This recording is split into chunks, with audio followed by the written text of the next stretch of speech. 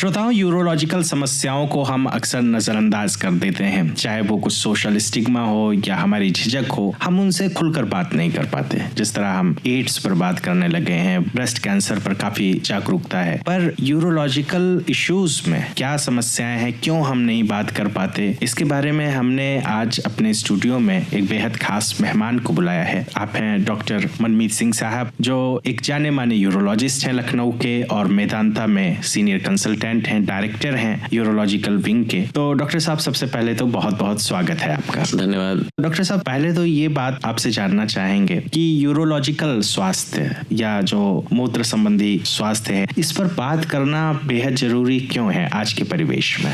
सबसे पहले तो मैं धन्यवाद दूंगा आकाशवाणी का और आपका कि आपने मुझे मौका दिया कि यहाँ पे आके मैं अपने विचार रख सकूं, जनता को जागरूक कर सकूं। तो जैसे आज का हम लोग बात करना चाहते हैं कि यूरोलॉजी के बारे में, तो यूरोलॉजी मतलब गुर्दा और मूत्र रोग। हाँ। सबसे पहले हम आपको बताएं कि गुर्दा मतलब किडनी और मूत्र मतलब यूरिन। तो इससे रिलेटेड जितने भी ऑर्गन्स हैं और उनकी बीमारियां, उनके बारे में बात करते हैं। तो गुर्दे और मूत्र के अलावा जैसा आपने बताया कि लोगों में झिझक, इसीलिए शायद उसको गुप्त रोग कहा जाता है कि लोग उसको गुप्त रखना चाहते हैं। तो हम लोग बेसिकली एंड्रोलॉजी जिसको मेल सेक्सुअल हेल्थ की बात करते हैं, है ना, और किडनी ट्रांसप्लांट और रोबोटिक सर्जरी, इन सब बातों के बारे में हम यूरोलॉजी के अंदर बात करते हैं। तो मोटा मोटा हम यूरोलॉजी को 3 भागों में डिवाइड करते हैं। जैसे जनरल यूरोलॉजी, जिसमें हम किडनी के स्टोन्स हैं, यूरिन का इन्फेक्शन है, इस तरह की बातें करते हैं, मेल इनफर्टिलिटी है, मेल सेक्सुअल प्रॉब्लम्स बातें करते हैं। दूसरे सेक्शन में हम किडनी ट्रांसप्लांट की बातें करते हैं, जिसमें कि जब किडनी खराब हो जाती है तो अगर डायलिसिस नहीं करानी है, हम ट्रांसप्लांट ऑप्शन लेते हैं, तो ट्रांसप्लांट कैसे करना है। और जो थर्ड ऑप्शन है वो यूरो ऑन्कोलॉजी, मतलब यूरोलॉजी से जुड़े हुए कैंसर, जैसे कि जो कॉमन ऑर्गन्स है, किडनी हुआ, प्रोस्टेट हुआ, ब्लैडर हुआ, टेस्टिस हुआ या पीनिस हुआ,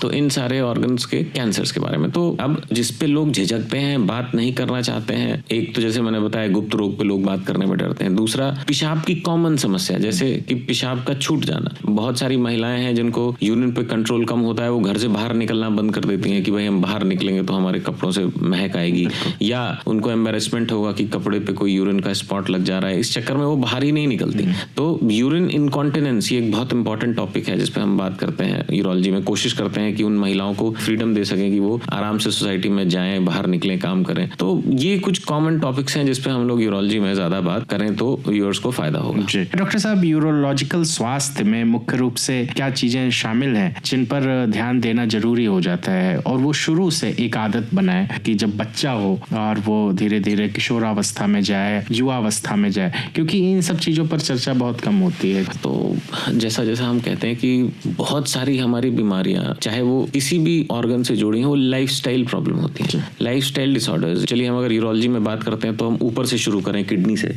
तो किडनी में अगर हम स्टोन की बात करते हैं, तो अगर आप शुरू से अपने घर में सबको जागरूक करते हैं या अपने समाज में कि आपको इतना पानी पीना है, क्वांटिटी ऑफ वाटर पीना ही है, आपको ऑयली फूड नहीं खाना है, आपको अपनी फिटनेस पे ध्यान रखना है, अपना वजन नहीं बढ़ने देना है, खाद्य पदार्थ मतलब आपका शरीर कोई डस्टबिन नहीं है कि आप कुछ भी उसमें डाल लेंगे। आपको कोई भी चीज खाने से पहले उसकी गुणवत्ता, उसमें कितना कार्बोहाइड्रेट, कितना फैट, कितना प्रोटीन है, ये जब एक सेंस बच्चे को स्कूलिंग लेवल पे आ जाता है तो वो कभी आगे भटकता नहीं है। तो ये हम जैसे बात करें, ये इंपॉर्टेंस है लाइफस्टाइल की, कि कैसे आप फिटनेस को और खाने को अगर अपने इतना बेसिक एजुकेशन भी आप अगर इनकॉर्पोरेट कर लें तो बहुत सारी बीमारियों से आप यूरोलॉजी के भविष्य में बच जाएंगे। किडनी स्टोन के अलावा उसी तरह यूरिन में इन्फेक्शन है, लाइफस्टाइल है, आप साफ सफाई नहीं रख रहे हैं, आप पेशाब करने के बाद आप अपना जनरल क्लीनलीनेस नहीं रख रहे, अपने ऑर्गन्स का क्लीनलीनेस नहीं रख रहे, अपना हाथ साफ नहीं रख रहे हैं, तो यूटीआई होगा आपको, है ना। अब स्मोकिंग है, टोबैको है, ये जितने भी स्मोकिंग टोबैको हैं, ये यूरोलॉजी के जितने भी कैंसर हैं, चाहे वो किडनी हो, चाहे प्रोस्टेट हो, चाहे ब्लैडर, ये डायरेक्टली रिलेटेड है स्मोकिंग से, टोबैको से, इन एनी फॉर्म। तो ये लाइफस्टाइल प्रॉब्लम है, ये हमें शुरू से बताना है, बच्चों को अवेयर करना है कि भाई ये सारी चीजें, जितने भी मादक पदार्थ हैं, जितने भी टोबैको से रिलेटेड चीजें हैं, उनसे दूर रहें। तो अगर हम शुरू से ही बच्चों को ये बेसिक चीजें बताते रहेंगे तो ये बहुत सारी प्रॉब्लम्स उनको फेस ही नहीं करनी पड़ेगी। डॉक्टर साहब, क्या आपको लगता है, क्योंकि आपका एक बहुत लंबा अनुभव है, कई दशकों का अनुभव है ऐसे सीनियर यूरोलॉजिस्ट, तो आज भी बहुत कुछ मीडिया पर है, बहुत कुछ हमारा जो समाज है वो एडवांस हो गया है, फिर भी इन समस्याओं को लेकर लोग झिझकते हैं, आपसे भी बात करते झिझकते हैं, और जब समस्याएं बहुत एडवांस स्टेज में पहुंच जाती हैं तब आते हैं। मैं फिर वही कहूंगा, एजुकेशन इज पावर। ज्ञान ही सारे अंधेरे को मिटाता है। तो हम आपने और जो इनिशिएटिव उठाया कि भाई हम आकाशवाणी के माध्यम से ये बेसिक इंफॉर्मेशन देंगे, तो ये नॉलेज ही है जिससे उनके मन की झिझक खत्म होगी, डॉक्टर के पास आने का डर खत्म होगा और अपनी समस्याओं को बताने की हिम्मत मिलेगी। तो अपनी छोटी छोटी समस्याओं को भी इग्नोर नहीं करना चाहिए। हम बात करें, आपको यूरिन में ब्लड आ रहा है, यूरिन में जलन हो रही है, यूरिन खुल के नहीं हो रहा है, बार बार यूरिन हो रहा है, यूरिन लगा है तो आपके पहुंचने से पहले 4 बूंद छूट जा रहा है, तो ये यूरिन की छोटी समस्याएं हैं। ये इनिशियल मतलब अलार्म्स हैं कि आप अपने यूरोलॉजिस्ट को दिखाइए और उसको तुरंत ट्रीट कराइए। अगर आप इसे इग्नोर करेंगे, दबा के बैठे रहेंगे या लोकल लेवल पे किसी से पूछ के ट्रीटमेंट लेंगे, बहुत सारे तो वो एक मामूली यूरिन में ब्लड आना पथरी से लेके कैंसर तक हो सकता है ना। पेशाब का बार बार आना, कई बार सिर्फ बिनाइन प्रोस्टेट जैसे गदूद बढ़ना कहते हैं, उससे लेके प्रोस्टेट कैंसर तक हो सकता है ना। टेस्टिस में थोड़ा बहुत छोटी सी गांठ, एक मामूली गांठ, पानी की गांठ हाइड्रोसील होने के साथ वो टेस्टिस का कैंसर हो सकती है। तो आप कितना अलर्ट हैं, कितना सजग हैं अपने शरीर को और अपने स्वास्थ्य को लेके, सब कुछ उस पर निर्भर करता है कि आप कितना इन बीमारियों से बच सकते हैं। जी डॉक्टर साहब, अभिभावकों का कितना बड़ा रोल होना चाहिए इसमें? अभिभावकों का बहुत बड़ा रोल है। जितना आप अपने बच्चों से खुल के बात करेंगे, उतना बाहर से उन्हें अननेसेसरी नॉलेज नहीं मिलेगा। तो अगर हम बहुत शुरू से ही हम बात करें, बच्चों को सेक्सुअल नॉलेज शुरू से देते हैं, सेक्स एजुकेशन जिस पे हम भारत में कम बात करते हैं, तो जो सेक्सुअल रिलेटेड कुंठाएं होती हैं उनके मन में, सेक्सुअल रिलेटेड डिजीज होती हैं, वो नहीं होगी। तो हम लोग एज अ यूरोलॉजिस्ट ओपनली बात करते हैं कि what is masturbation, what is हस्तमैथुन कितना करना चाहिए, कितना नहीं करना चाहिए। बहुत से लोग इस कुंठा में ही अपना वैवाहिक जीवन खराब करके बैठे रहते हैं। तो ये बहुत कॉमन टॉपिक है, शीघ्र पतन, हस्तमैथुन, जिसके बारे में लोग खुल के सामने डर के बात करते हैं। तो आप जितना ओपनली अपने डॉक्टर से, यूरोलॉजिस्ट से बात करेंगे, आपको उतनी जल्दी ही अपनी प्रॉब्लम में आराम मिलेगा। अच्छा डॉक्टर साहब, अगर हम युवाओं की बात करें तो कौन कौन सी मुख्य समस्याएं आप देखते हैं, पाते हैं? अब युवा भी अछूते नहीं हैं कैंसर से। अब हम लोग 30-32 साल के लोगों में भी कैंसर देख लेते हैं, चाहे वो किडनी का कैंसर हो, पेशाब की थैली। वो बस रीजन हमने बताया, जो आपकी लाइफस्टाइल डिसऑर्डर, बहुत ज्यादा स्मोकिंग, बहुत ज्यादा जंक फूड, या अगर अनफॉर्चुनेटली उनकी फैमिली ट्री में चल रही है कोई चीज, तो उनको बहुत जल्दी एज में पता चल गया। अच्छा, क्योंकि अब डायग्नोस्टिक्स इतनी स्ट्रांग हो गई हैं कि समय पे चीजें पता चल जाती हैं। तो युवाओं में छोटी से लेके बड़ी सब बीमारी हो सकती है। अब कोई एज ऐसा नहीं रह गया है कि बुढ़ापे में ही अब जैसे प्रोस्टेट कैंसर हम लोग देखते हैं 40 साल में भी हमने डिटेक्ट किया हुआ है ना, और प्रोस्टेट कैंसर 60 साल के बाद भी मिलता है। बिल्कुल, है ना। डॉक्टर साहब, जैसे कि आपने डायग्नोस्टिक्स की बात की, तो बहुत एडवांस्ड हो गया है हमारा विज्ञान। तो क्या कुछ ऐसी भी जांचें हैं, जैसे मान लीजिए कि बहुत सारे जनरल चेकअप्स होते हैं, साल भर में ये कहा जाता है कि भाई इनको करा लीजिए, लिपिड है, रीनल फंक्शन टेस्ट है, तो क्या इसकी भी कुछ ऐसी जांचें हैं जो करा ही लेना चाहिए, 1 साल नहीं 2-3 साल? मैं कहता हूँ कि 40 साल के बाद आप अपना अगर एनुअल चेकअप करा लें तो बहुत सारी बीमारियों से आप बच सकते हैं। अच्छा। अब आज के समय में बहुत ही रीजनेबल, बहुत चीप प्राइस में इस तरह के एनुअल चेकअप्स हो जाते हैं। तो बहुत जल्दी जांचें कराने की आवश्यकता नहीं है। 1 साल में एक बार अपना एनुअल चेकअप अगर आप करा लेते हैं, इसलिए भी हम लोग 40 के बाद कहते हैं कि एक बार एनुअल चेकअप कराने के बाद आपके डॉक्टर को ये पता चल जाता है कि इस चीज को हमें आगे कितना फॉलो करना है। हो सकता है आपसे हम लोग कह दें कि अब आपको हर साल अल्ट्रासाउंड कराने की आवश्यकता नहीं है, लेकिन एक पीएसए की जांच, प्रोस्टेट स्पेसिफिक एंटीजन, या एक थायराइड प्रोफाइल या एक लिपिड प्रोफाइल आपको हर साल करानी चाहिए। तो हमें लगता है कि 40 के बाद अगर आप जागरूक हैं और अपना बेसिक टेस्ट करा लेते हैं एक बार, तो आगे की दिशा निर्देश क्लियर हो जाती है कि हमें अपनी जांचों को आगे बढ़ाना है। डॉक्टर साहब, आपने जीवन शैली की बात कही है कि बहुत सारे रोग हमारी जो बदलती जीवन शैली है, जो एकदम पटरी से बेपटरी हो गई है, उससे जुड़े हैं। तो आपको अपने जो ये क्लिनिकल आपका एक्सपीरियंस रहा है, इसमें क्या लगता है कि योग है, एक्सरसाइज है, कितना कारगर हो सकते हैं? बहुत रोल है। आज भी योग, हम बात देखें तो सिर्फ फिजिकल हेल्थ नहीं, मेंटल हेल्थ के लिए बहुत इंपॉर्टेंस है। और अगर आपका शरीर स्वस्थ है और मन स्वस्थ है, तो वैसे ही उसमें कोई बीमारी नहीं लगती है। तो ये यूरोलॉजी में भी चीजें, अच्छा, माइंड का भी कुछ कनेक्शन है, यूरोलॉजी सबसे कनेक्शन है, माइंड से तो सब कुछ कनेक्टेड है। मतलब अल्टीमेटली अगर आपका पीसफुल माइंड है और निरोगी शरीर है तो आपको 95% तो बीमारियां वैसे भी नहीं लगनी। तो और अगर हम लोग ये देखते हैं स्टडीज में, जो लोग शुरू से ही योग और एक्सरसाइज के प्रति जिनका झुकाव रहता है वो लोग सजग भी रहते हैं अपने शरीर को लेके, वो अलर्ट रहते हैं। उनको जैसे ही कोई छोटा मोटा शरीर में चेंज आता है वो तुरंत अपने डॉक्टर से मिलते हैं और एटलीस्ट किसी बड़ी बीमारी से उनको अचानक कोई शॉक नहीं लगता। डॉक्टर साहब, जैसे कि आपने अभी सेक्सुअल एजुकेशन की बात की, बहुत सारे ऐसे नीम हकीम भी हैं जो आपको बसों पर और ट्रेनों में उनके पोस्टर, कितना खतरनाक होता है जब ऐसे लोगों के चंगुल में युवा या ये बहुत खतरनाक है। आपको कभी भी इस तरह के जो अनऑथराइज्ड, जो गवर्नमेंट ऑफ इंडिया से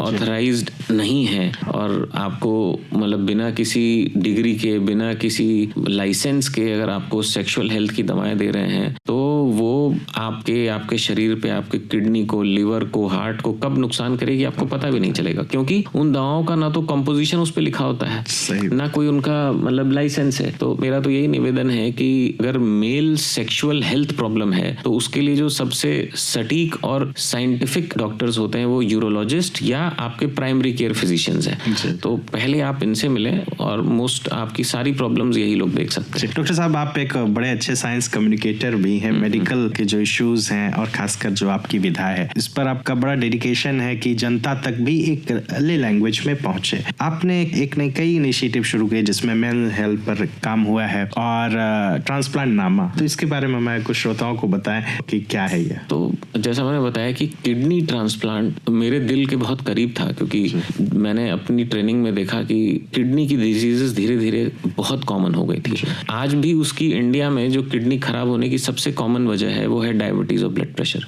तो मान के चलिए आप 2/3 किडनी की प्रॉब्लम सिर्फ शुगर और ब्लड प्रेशर की वजह से होती है, बाकी 1/3 में सब कुछ आ जाता है। वो यूरोलॉजी में स्टोन है, पेशाब की नली की सिकुड़न है, ग्लोमेरुलोनेफ्राइटिस है, मतलब किडनी का इन्फेक्शन है, या इस तरह की चीजें। लेकिन 2/3 किडनी खराब आज भी सिर्फ शुगर और बीपी की वजह से होती है। और अगर किडनी इस कदर खराब हो जाए कि अब वो उसका GFR 15 के नीचे आ गया तो इसका मतलब अब वो किडनी कभी वापस ठीक नहीं हो सकती, किडनी फेल हो गई। तो किडनी फेलियर के पेशेंट्स के मन में बहुत कंफ्यूजन होता है कि हम डायलिसिस कराएं, डायलिसिस नहीं कराएं, हम अगर डायलिसिस, हम ट्रांसप्लांट कराना चाहते हैं तो कौन हमें किडनी दे सकता है, कौन नहीं दे सकता है, क्या लीगल तरीका है। बहुत सारे लोग इस ट्रैप में फंस जाते हैं कि इलीगल किडनी डोनेशन के उसमें चले जाते हैं कि हम कहीं जाएंगे हमें बिना डोनर दिए। तो ट्रांसप्लांट नामा हमने एक ऐसा जागरूकता के लिए एक सीरीज शुरू किया जिसके हमने 14 एपिसोड किए। हम लोग महीने के पहले हफ्ते में बहुत बेसिक ट्रांसप्लांट की जानकारी पेशेंट्स को, जैसे कि किडनी ट्रांसप्लांट होता क्या है, क्या ट्रांसप्लांट में जो ओरिजिनल किडनीज आपकी खराब हो गई उनको निकाला जाता है कि नहीं, वो किडनी कहाँ लगाई जाती है जो नई किडनी होती है, कौन आपको भारत में जो एक्ट है उसके हिसाब से कौन लीगल रूप से आपको वो किडनी दे सकता है, कौन डोनेट कर सकता है, किडनी डोनेशन के बाद डोनर की लाइफ में क्या क्या प्रॉब्लम्स आ सकती हैं, किडनी रेसिपिएंट सर्जरी होने के बाद आपको ट्रांसप्लांट की कितनी दवाएं चलेंगी, उसमें कितना खर्चा आएगा, आपको अपनी हेल्थ का ट्रांसप्लांट के बाद कैसे ध्यान रखना है, ट्रांसप्लांट के बाद भोजन क्या करना है, ट्रांसप्लांट के बाद की जिंदगी, आपको अगर शादी करनी है उसके बाद बच्चे पैदा करने हैं। तो इस तरह के बहुत सारे सवाल होते हैं किडनी ट्रांसप्लांट, जिनकी भी किडनी एक बार फेल हो जाती है तो वो अक्सर जिंदगी से इंटरेस्ट लूज कर देते हैं। तो ट्रांसप्लांट नामा हमने उन्हीं लोग के मोटिवेशन के लिए, उनके नॉलेज के लिए बनाया ताकि वो लोग, एक इंस्पिरेशनल सीरीज भी है ये, मेंटल हेल्थ को भी मेंटल हेल्थ को भी। अच्छा डॉक्टर साहब, जब आपने शुरू किया अपना करियर इस क्षेत्र में और आज आप जब देखते हैं यूरोलॉजिकल साइंस की बात अगर की जाए तो कितनी तरक्की हो गई है? बहुत तरक्की। जैसे अगर मैं देखूं, मैंने अपना MCH संजय गांधी PGI से किया, उसके बाद मैं फैकल्टी बना 2013 में किंग जॉर्जेस मेडिकल यूनिवर्सिटी में, 2018 तक मैंने अपनी सेवाएं दी वहाँ पे। उसके बाद मैं 2019 से कॉर्पोरेट में एज डायरेक्टर हॉस्पिटल में हूँ और प्रेजेंटली मैं जैसे मेदांता में एज डायरेक्टर हूँ। तो 2008 से मैं यूरोलॉजी से जुड़ा हूँ अपनी ट्रेनिंग से। तो 2008 से लेके 2026 हो गया, मतलब 18 साल हो गए लगभग, 2 दशक के करीब, 2 दशक के करीब में चेंज मैंने देखा। एक समय ऐसा था जब PGI में छोटी छोटी सर्जरीज या ट्रांसप्लांट के लिए बहुत वेटिंग होती थी। तो मतलब ट्रांसप्लांट की 1.5 साल 2 साल की वेटिंग थी। कोई नॉर्मल लैप्रोस्कोपिक सर्जरी है तो सिर्फ PGI में होती थी। धीरे धीरे समय बदला, हमने देखा लोग PGI से ट्रेंड लोग बाहर आने लग गए, लेकिन क्योंकि उनको इतना अच्छा इंफ्रास्ट्रक्चर नहीं मिल रहा था तो वो उतना डेवलपमेंट नहीं था। अभी भी गवर्नमेंट के ऊपर, PGI के ऊपर बहुत लोड था। तो मतलब पीजीआई एक ऐसा संस्थान है जो सिर्फ लखनऊ नहीं, बिहार, यूपी और एक्सट्रीम ईस्ट से, इवन नेपाल से, भूटान से लोग आते हैं मरीज वहाँ पे, तो लोड बहुत था। फिर 2018 के बाद से लखनऊ में मैंने देखा कि कॉर्पोरेट्स आना शुरू हुए। कॉर्पोरेट्स का जो सबसे बड़ा फायदा हमारे लखनऊ के लोगों को और यूपी के लोगों को हुआ कि उन्होंने वो इंफ्रास्ट्रक्चर दिया। जो छोटे छोटे हॉस्पिटल्स में कई बार वो एक काबिल डॉक्टर भी बहुत अच्छा काम नहीं कर पा रहा क्योंकि उसको सपोर्ट नहीं है, तो कॉर्पोरेट्स में इंफ्रास्ट्रक्चर अच्छा मिला। तो सबसे बड़ा फायदा इसमें कंज्यूमर को है। कंज्यूमर मतलब हमारे पेशेंट्स को। भाई उनके पास अब ज्यादा ऑप्शंस हैं कि पीजीआई जितने इक्विवेलेंट हॉस्पिटल्स अब एक नहीं कम से कम 5 हैं जहां पीजीआई से या एम से ट्रेंड लोग काम कर रहे हैं और they are doing excellent work. तो ये हमने चेंज देखा कि जो पहले चीरे से जो चीजें होती थी फिर लेजर से होने लग गई, जो चीजें चीरे से बड़ी सर्जरी होती थी लैप्रोस्कोपी से होने लग गई, फिर लैप्रोस्कोपी के बाद किडनी ट्रांसप्लांट पहले सिर्फ लखनऊ में पीजीआई में होता था। फिर मैंने ही केजीएमयू का ट्रांसप्लांट डेवलप किया वहाँ पे 2018 तक केजीएमयू का किडनी ट्रांसप्लांट प्रोग्राम हम लोग ने डेवलप किया। यहाँ डिसीज डोनर प्रोग्राम शुरू किया। फिर 2020 से हमने देखा कि रोबोटिक्स का आगमन हुआ लखनऊ में। दिल्ली में तो दिल्ली में ये 5 साल 7 साल पहले से था। लखनऊ में 2021 में पहला रोबोट आया, पीजीआई में 2019 में आया और बाहर कॉर्पोरेट में 2021 में आया। आज की डेट में कम से कम 5-7 हॉस्पिटल्स में रोबोट भी है। तो ये जो चेंज हमने देखा कि लेजर्स, लैप्रोस्कोपी और रोबोटिक सर्जरी, और लखनऊ और यूपी की जनता ने इसे बिल्कुल ऐसे लिया कि जैसे जो लोग पहले परेशान होके दिल्ली में कमरा लेके रह के ऑपरेशन या बेंगलोर, हैदराबाद, अब उन्हें वही सुविधा यहाँ पे है। आने वाले समय में लखनऊ गवर्नमेंट के सहयोग से एक बड़ा मेडिकल टूरिज्म हब बनेगा। डॉक्टर साहब, चलते चलते हमारे श्रोताओं से आप यूरोलॉजिकल हेल्थ के बारे में क्या कहना चाहेंगे, क्या संदेश होगा? फिर ये यूरोलॉजिकल हेल्थ के बारे में कहूँगा कि यूरोलॉजी में जो बहुत से ऑर्गन्स इंपॉर्टेंट हैं, जैसे भाई किडनी है, प्रोस्टेट है, ब्लैडर है। आप अपने खान पीन पे ध्यान दें, ऑयली फूड ना खाएं, स्मोकिंग ना करें, अपने वजन को कंट्रोल रखें। सिर्फ यही अगर आप बेसिक चीज कर लेंगे तो आप prostate cancer, kidney stone, kidney के इन्फेक्शंस, इन सब चीजों से बचे रहेंगे। तो मेरा जनरल संदेश आप सबके लिए है कि अपने स्वास्थ्य का, अपने आहार का ध्यान रखिए ताकि आप यूरोलॉजी रिलेटेड चीजों से जितना बच सकें, यूरोलॉजिकल प्रॉब्लम से बच पाए। और निश्चित तौर पर जैसा डॉक्टर साहब ने बताया कि हम सभी अपने स्वास्थ्य का ध्यान रखेंगे, अपने शरीर को जानेंगे कि क्या चेंजेस हो रहे हैं। अपनी लाइफ स्टाइल ये हमारे हाथ में है, अपना खान पान अपने हाथ में, एक्सरसाइज करें, एक्टिव रहें, तो निश्चित तौर पर यूरोलॉजिकल समस्याएं और बाकी समस्याओं से भी हम बच सकते हैं। डॉक्टर साहब, आज आप आए, अपने व्यस्ततम समय में से हमारे लिए समय निकाला, आपका बहुत बहुत धन्यवाद।